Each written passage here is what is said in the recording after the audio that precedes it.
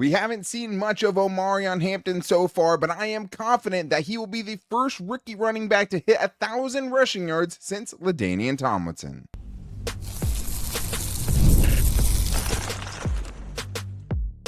You are Locked On Chargers, your daily podcast on the Los Angeles Chargers. Part of the Locked On Podcast Network, your team every day. What is up, and welcome into the Locked On Chargers podcast. I'm your host, Daniel Wade, joined as always by my co-host, David Droegemeier, and we've been covering the Chargers now for 10 seasons, but this is our 8th year as the host of the Locked On Chargers podcast, bringing you your team every day. Thank you all for making us your first listen. It is game week. We appreciate the everydayers out there to make sure that you never miss the show because the season is started. Go follow or subscribe for free on the Locked On Chargers YouTube channel or listen wherever you get your podcast from. David, what do we got today? Daniel, Omarion Hampton, the way he moves, it is apparent. This guy has what it takes to be effective at the NFL level, and I can't wait to watch what he does in his rookie season. I think he is absolutely going to go off. Speaking of going off, Ladd McConkey had a fantastic rookie season, and I think he is ready to hit the ground running and explode from the get-go in 2025. Watch out for Lambo Ladd. And on the defensive side, Derwin James, 7+ sacks, Deion Henley, a Pro Bowl. I think you can take both of those to the bank. I love it. I mean, there's so many kind of projections that we haven't done so far on an individual basis, and that's what we wanted to do today. But today's episode is brought to you by Game Time. Download the Game Time app, create an account, and use the code LOCKEDONNFL for $20 off your first purchase. David, it is a buy or sell Tuesday, getting into the biggest Charger storylines and overreactions, and thank you to the everydayers for providing a lot of great numbers for us to go off of as far as what to expect from these Chargers players in 2025. But I think we have to start with kind of the biggest unknown, but maybe one of the guys we're most hopeful about with Omarion Hampton. And it's hard because it's a mystery. There's intrigue. We don't know exactly what we're going to see. We've only seen very little, but I really like what I have seen. So I want to combine two here with David Cho saying buy or sell, Omarion Hampton will have more than 8 touchdowns. And also King Hook, Omarion Hampton will surpass 1,000 rushing yards. David, are you buying that the rookie can hit both of those numbers? Yeah, this is a really, really good buy or sell because of the unknown of Najee Harris and how he is going to be factoring into this Chargers rushing attack, which looks like right now all signs are pointing that he's going to be ready to go for week 1. And how that split is going to end up being will determine whether Omarion Hampton can get to that magic 1,000 yard number. But I'm going to sit here and tell you that he has the goods to do it. Like, he has the physicality to break tackles. Feel like he has the vision. Feel like he has the speed. And I feel like this is a guy that's going to get more carries as the games go on because of his effectiveness. He's going to be a guy that's going to wear defenses down. And I think for Omarion Hampton, I am going to buy that he is going to eclipse 1,000 rushing yards in his rookie season because I think they're going to figure out very quickly this guy is effective and he can hit the home run, and you're going to want more of that in your offense. I am buying it as well. It is still very much up in the air. You know, Najee Harris saying he's ramping up to play week 1, but I mean, they're about to leave. So that decision could be made before that. You know, I don't know how much more of a chance he's going to get. I feel like he's either ready at this point or he's not to a certain extent. So we will see with that. But he should be back soon. It doesn't look like he's going to miss 4 games, which is important, you know, or miss several games to kind of boost Omarion Hampton here.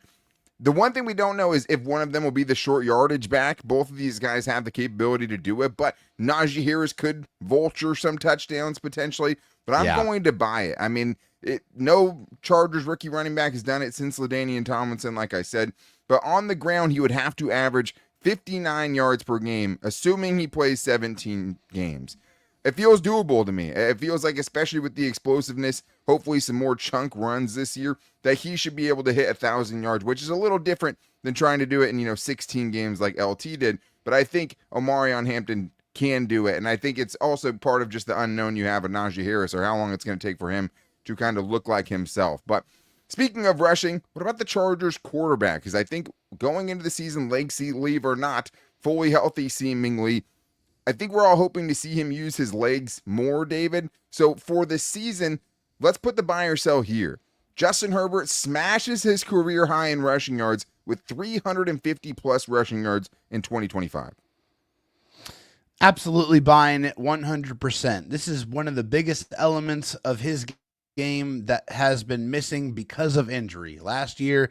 And even the funny thing about it is he set a new career rushing number last year with those injuries. So now with Justin Herbert back 100% healthy, you have the full access of the Greg Roman offense. He doesn't have to put shackles on what Justin Herbert is capable of doing to keep him healthy.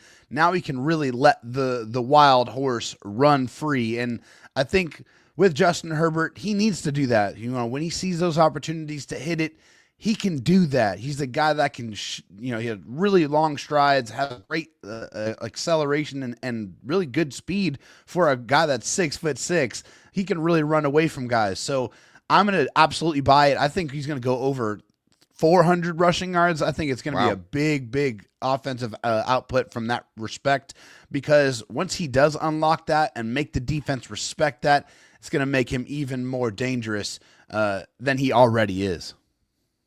I think just the fact that he's going into the season healthy makes you feel pretty good about it. And last year was his best yards per attempt when he decided to carry the football, averaged 10 yards per rush when he decided to take off and run. So I think the decision making there is getting better. I also think you could see some more designs this year, maybe not a bunch.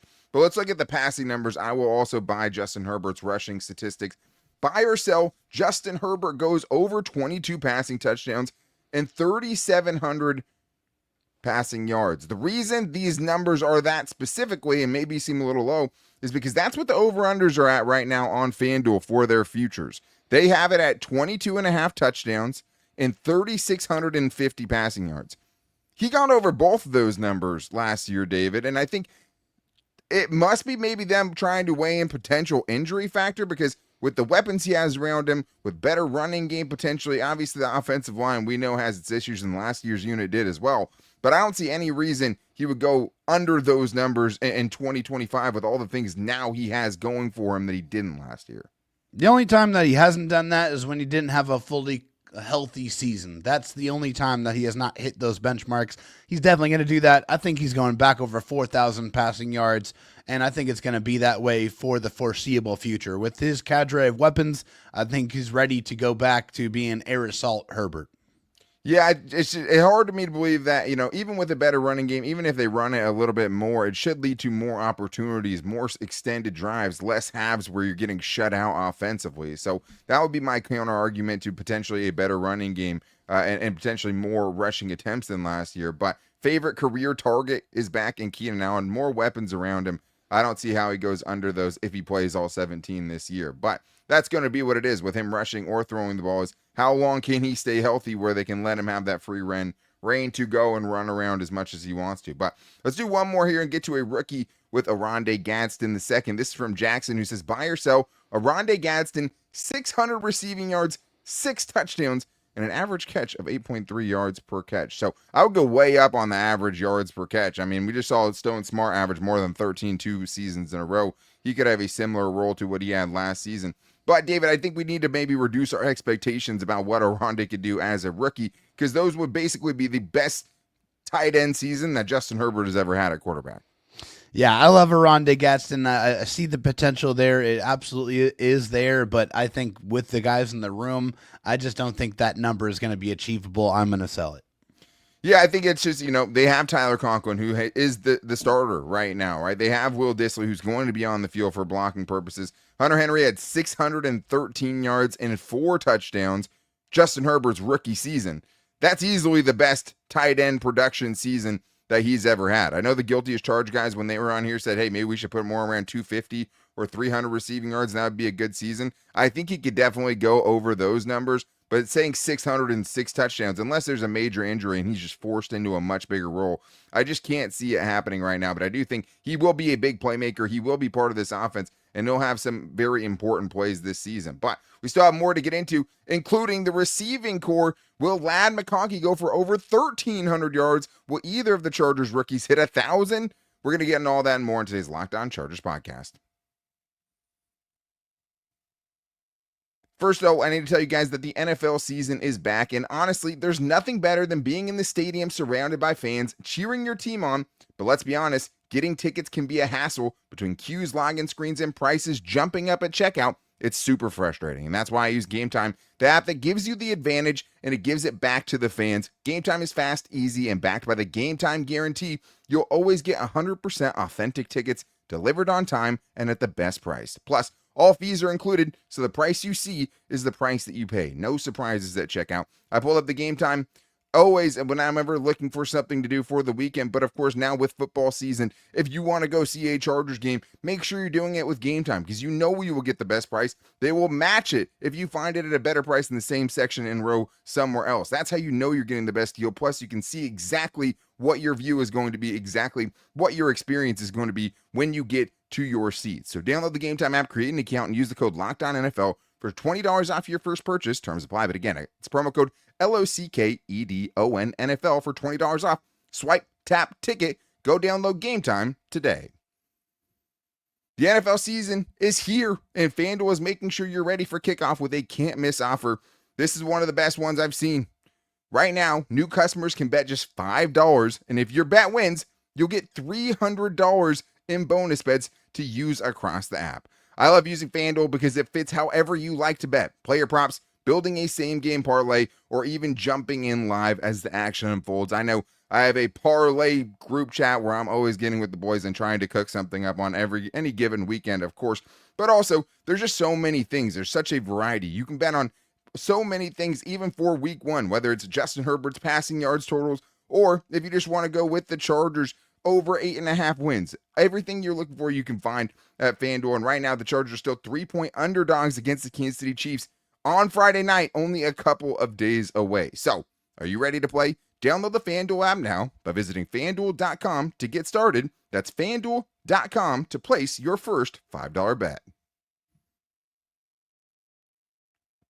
David, we still have more projections and more players to be talking about today, including we have a great buy or sell from Grayson A. Meek who says, buy or sell, Ladd McConkey will have 1,300 plus yards in his second season and 10 touchdowns. Are you buying or selling that?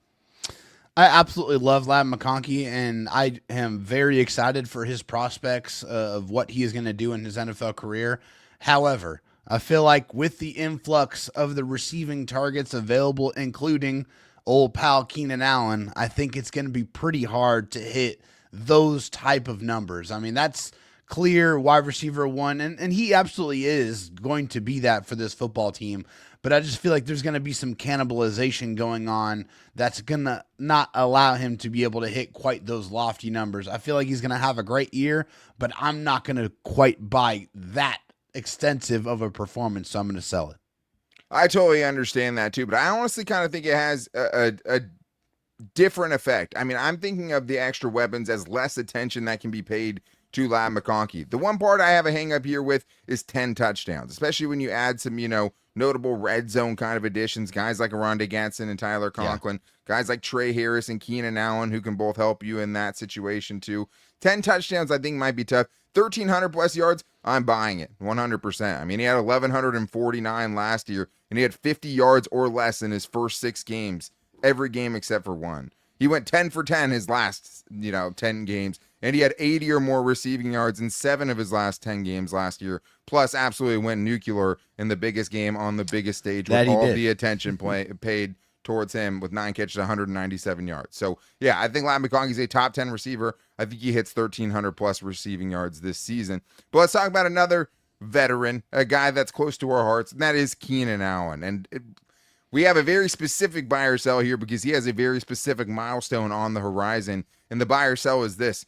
Keenan Allen will have 52 or more catches this year. Why is that important? If he does, he breaks Antonio Gates' record for the most career catches in franchise history. David, does he get it done?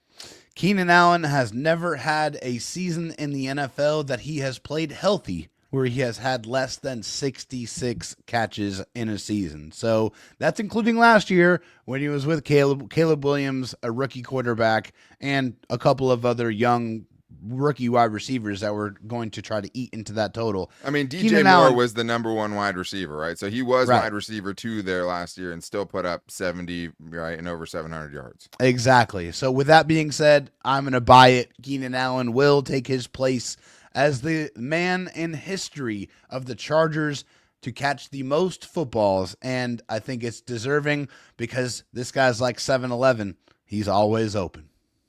Yeah, he's the best. I mean, and you know the connection is still there. I'm expecting him to have a better season than a lot of people are potentially, right? And I think it's great for Justin Herbert to have him back and to have Ladd in addition to him. I think the problem is what you said there is when he plays and is fully healthy, he's never had under those numbers, which at his age right now is going to be a huge if. But last year, he missed a couple games. I think the more encouraging thing is he missed 4 games in the 2023 season and still went ballistic and you know, basically doubled all of those numbers. So Yeah. I think he can get the 52. I'm going to buy it. Now, that being said, if he gets 1,311 yards, he would be number 1 in Chargers history in receiving yards. That, I would say, he probably would have to be back in 2026 to get that one. But 52 catches, yeah, man, I could see that. I think that, you know, and if he gets close, you got to give him the Mike Williams or the Mike Evans treatment, right? Yeah. Where it's just like you're force feeding it to him Make in the it last happen. game if you have to, right? Yeah. But, yeah, I mean, I think it would be cool too. Like if Keenan Allen had one of those records and Antonio Gates has one of those records, that would be awesome. But you want to see Keenan get this one for sure because it feels like he was kind of robbed of that because he 100% would have had it had he stayed with the Chargers last season. So I agree. make it right. Get him that record. Give him a piece of Chargers history there before Ladd comes and takes it in 10 years. But let's go to Chris Saiz here. I'm just kidding. That's disrespectful to Keenan Allen. But either way, love Keenan. I think he gets it. What about the rookies, though? Let's get to this buy or sell here from Chris Saiz, who says, buy or sell, either Trey Harris or Keandre Lambert-Smith will have over 1,000 yards this season. That's a big number, David.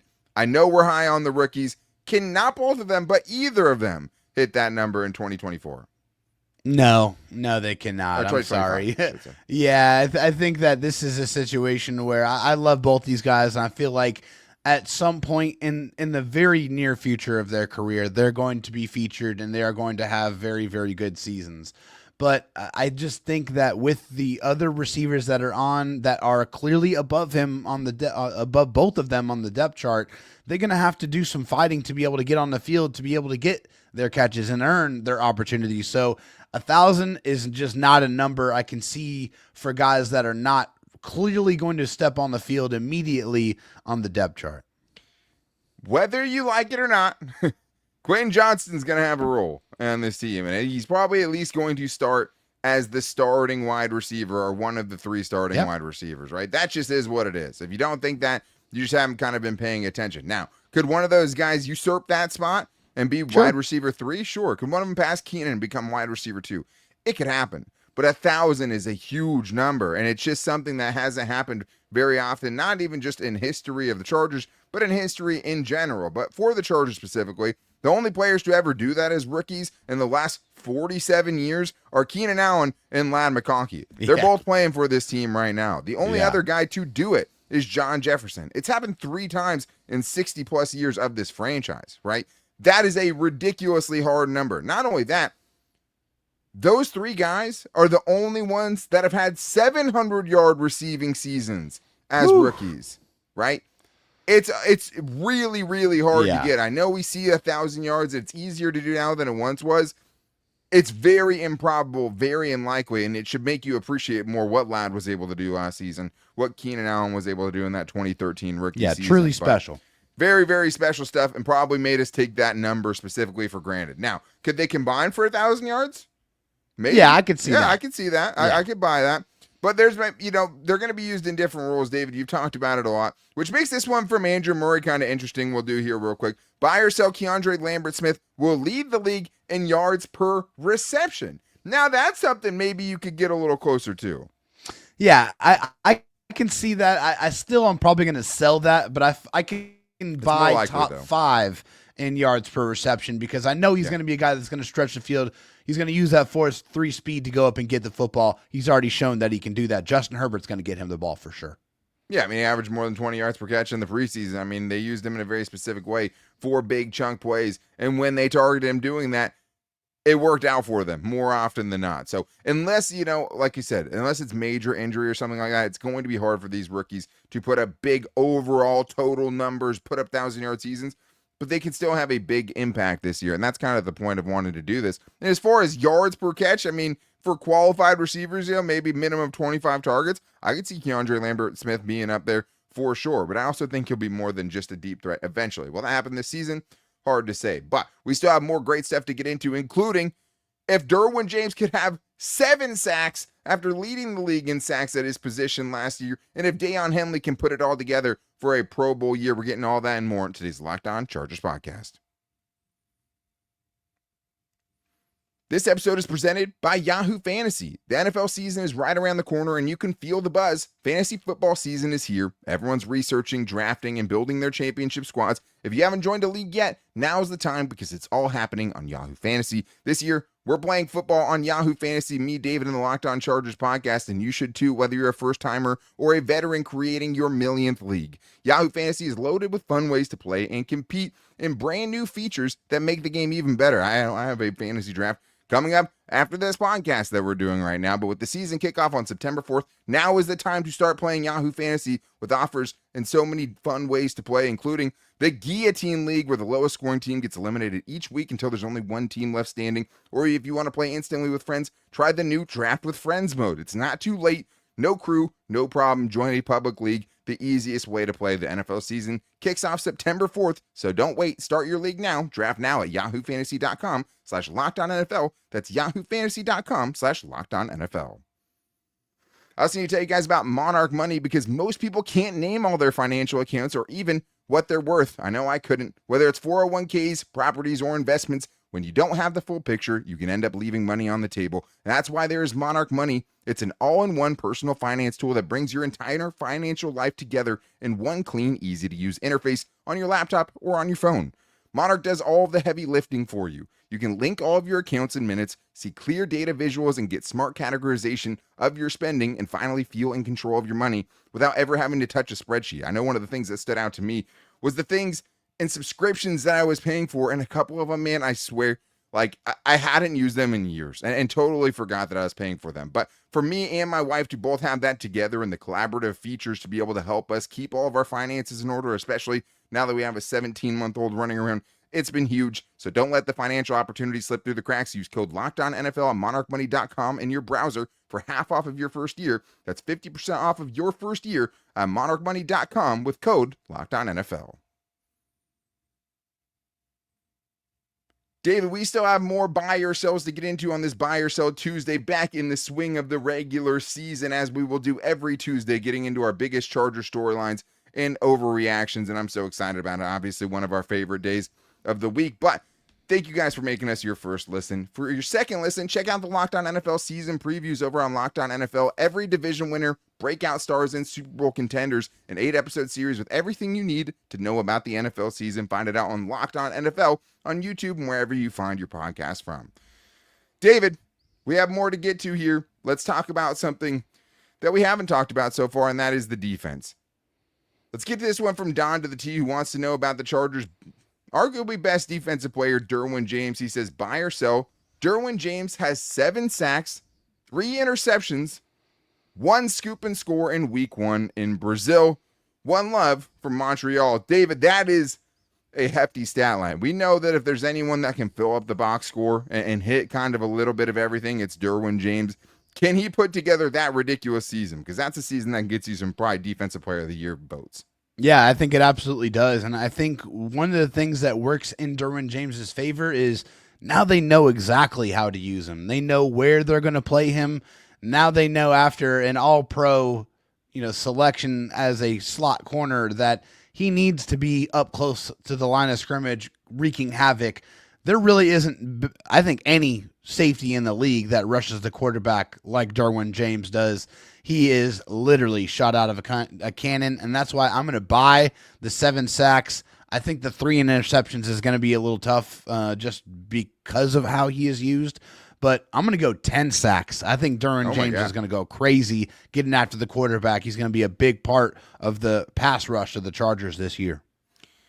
I think they're going to need him to be. I mean, 10 sacks, that honestly might be a record.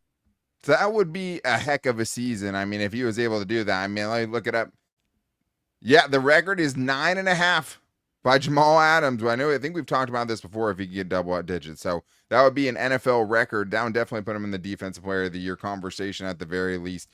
I think he could do it, man. I think he could get 7. I think 3 interceptions. I mean, he has done it before. He did it as a rookie, got 3. Playing in the slot, more coverage, chances to potentially undercut stuff, chances to potentially bat things up on a blitz or bat a ball up on a blitz and take it. Yeah, I think he could do that. The 3 interceptions is definitely the part that gives me the most pause. 1 scoop and score in week 1, obviously that's a lot harder to predict a 1 week sample size, but whatever. We're doing this. It's buy or sell Tuesday. I'll buy into that overreaction. What about Deion Henley, though? This one is from longtime fan Leisha, who says, Deion Henley, 150 tackles, 5 sacks, and 3 interceptions, and finally gets at least a Pro Bowl after last year's snap. That's an all-pro. I mean, you can write that in. If he gets to those numbers, that's an all-pro season. David, can he get to those numbers? Absolutely. I'm buying all the stock in Deion Henley that there is out there. If there was a stock market and he was on there, I'm buying all the stock I possibly can. He is an absolute monster. I feel like he is primed to be one of the best middle linebackers in the National Football League, and this is the year that he truly gets to announce himself as one of the premier guys at the position.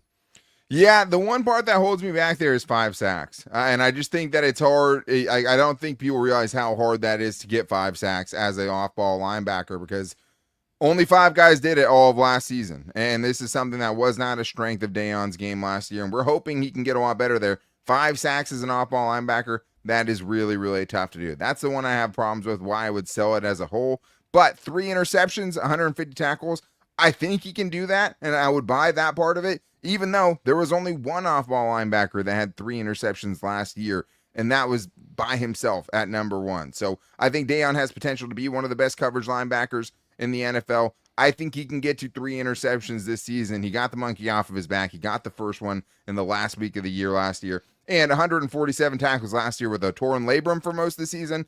Yeah. Easy for me to tackle on 3 right there as one of the best tackling linebackers in the NFL. But there's more to get to, including Tarheeb Still. What do we expect from him after his impressive rookie season? This is from Alex Boltup, who says, buy or sell, Tarheeb Still exceeds his interception total of 4 last season. David, buy or selling that Tarheeb Still is going to get 5 or more picks in 2025?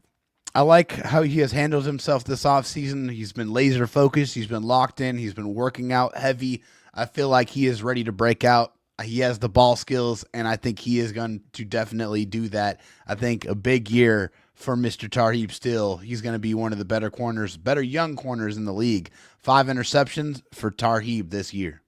Yeah, I mean, if he got 6, it wouldn't surprise me. I mean, I guess the only thing that, you could kind of hold against him or maybe think that he would get less than last year is potentially just what else did they have besides him? Why target him if he kind of has now they know about him too. Notoriety of, being one of those kind of guys, because we know that he has rare ball hawking instincts.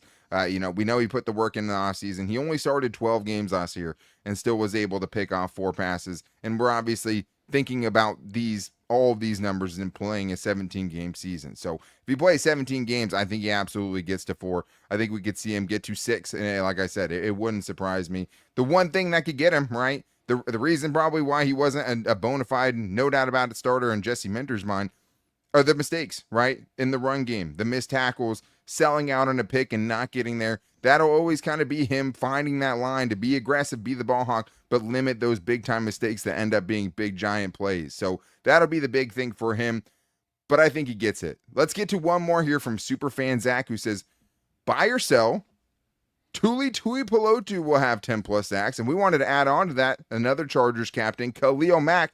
David, buy or sell, Tuli and Khalil Mack both have 10-plus sacks in 2025.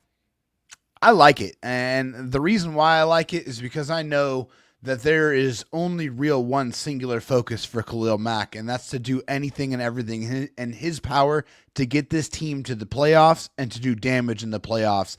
And obviously that means that he has a great season I am going to go and buy it. And for Thule, he's been waiting in the wings patiently, and I think it's his time to break out. It's his time to show that not only is he ready to go, but he is going to announce himself with authority, with consistency. That's the only thing that's been missing from his game. Just finish it off. He can do that.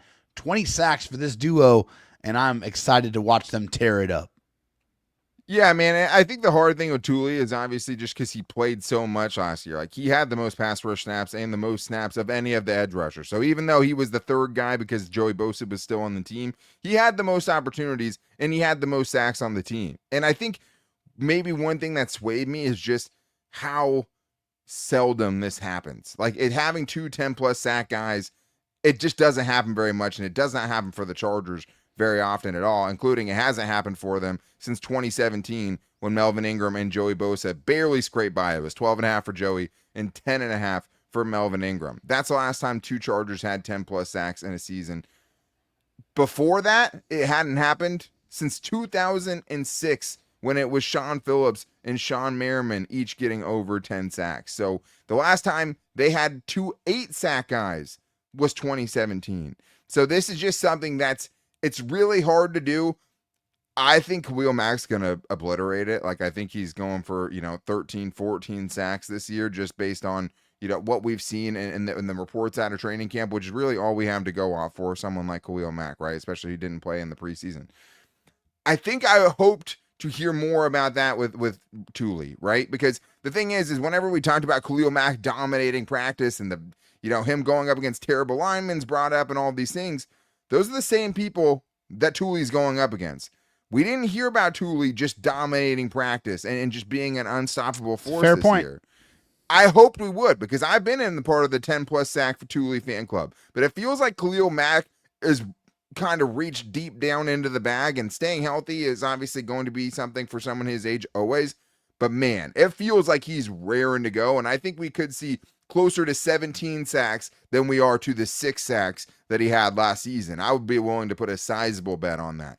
Thule, though, if he got 9.5, it wouldn't surprise me, which is why I'm going to sell that both guys get there. I think Khalil Mack blows it away, and we'll see what Thule can do, because he had the opportunity last year, less special teams this year. Maybe that helps, but we just haven't heard anything, and that makes me a little bit uneasy kind of buying into him being a double-digit sack guy. Always going to be a great run defender, a hugely physical player that fits this Jim Harbaugh culture, fits what this team wants to be on defense, but 10 sacks is a hard number to get to, and it's why we've seen it happened so few times with the Chargers. It took me, when I was going back through this too, there was a couple years like Corey Legia was leading this team in sacks at like 4.5, right? Or 5.5, and he was the leading guy. So it's been much worse, but 2 guys having 10-plus sacks, still really, really hard to do at the NFL level. But that is going to wrap things up for today's show. Loved going through the projections of some of the Chargers' best players. If you have some projections that you think maybe some guys we didn't talk about, are going to hit this season, make sure to tell us in the YouTube comments if you're on YouTube. But still plenty of guys to talk about. But tomorrow,